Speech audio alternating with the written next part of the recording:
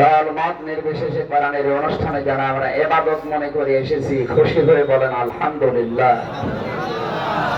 আপনারা জানেন এটা ঐতিহাসিক 21শে ফেব্রুয়ারি। কি দিবস জানেন না? এ দিবস ভাষা। আল্লাহ রাব্বুল আলামিন এই যে ভাষা উনি নিজে তৈরি করেন। আমিন আয়াতিহি খালকুস সামাওয়াতি ওয়াল আরদি ওয়া ইখতিলাফু আলসিনাতিকুম ওয়া আলওয়ানিকুম ইন্না ফি যালিকা লাআয়াতিন লিকাওমিন ইয়াসমাউন।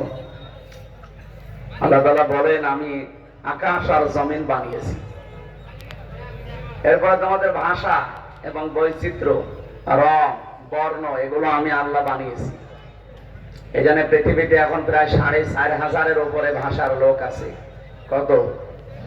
তার ভেতরে বাংলা ভাষা একটা। এটা আমাদের মায়ের ভাষা, মায়ের কাছ থেকে শেখা। প্রশ্ন আসতে পারে বাবার কাছ থেকে তো শেখা, তাহলে বাবা ভাষা তো বলা হয় না। বিশ্বনবী মুহাম্মদ রাসূলুল্লাহর হাদিস হচ্ছে পৃথিবীতে মানুষের জন্য আল্লাহর পরে সবচাইতে বেশি কষ্ট স্বীকার করে তার মা।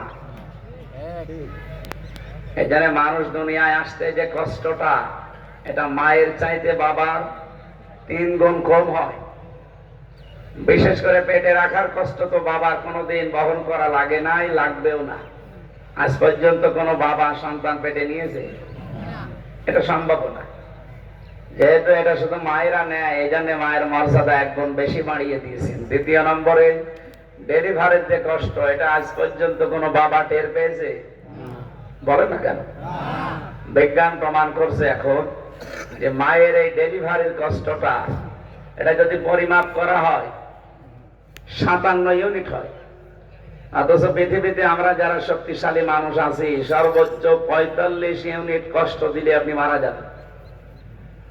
এখানে অনেক ডাক্তার আছে, কষ্ট মাপার পরিমাপ করার একটা যন্ত্র আছে।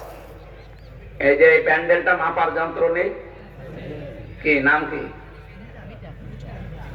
দাড়ি পাল্লা দিলে দেবেন, ফিতা দিয়ে অথবা গজ দিয়ে মাপা লাগবে প্যান্ডেল।